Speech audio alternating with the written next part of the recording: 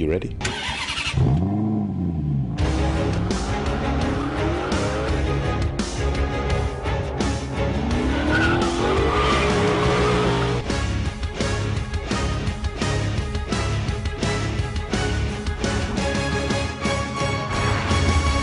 È che la scienza, attraverso i genetisti e gli antropologi, ha scoperto che nel nostro DNA dell'umanità c'è il bene e non il male.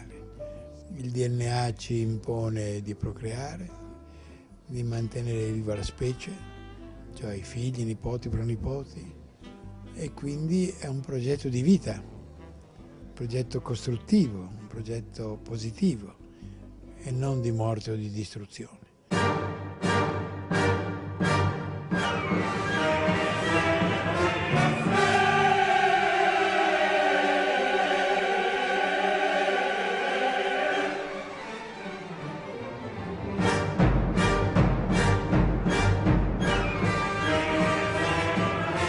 Chi vive nel mondo beato spesso si dimentica che c'è un'altra parte di mondo che convive con la violenza della guerra ogni giorno, ogni attimo di esistenza. Siamo sicuri di meritarci il nostro stile di vita o è solo un caso nascere qui o là? La scienza non può affidarsi al caso. Per ogni uomo di scienza e per tutti noi è un dovere impegnarsi perché tutti nascono con le stesse possibilità in un mondo di pace. La pace è un progetto di tutti. La scienza deve servire la pace e gli scienziati devono far sì che la scienza aiuti che la società viva in pace.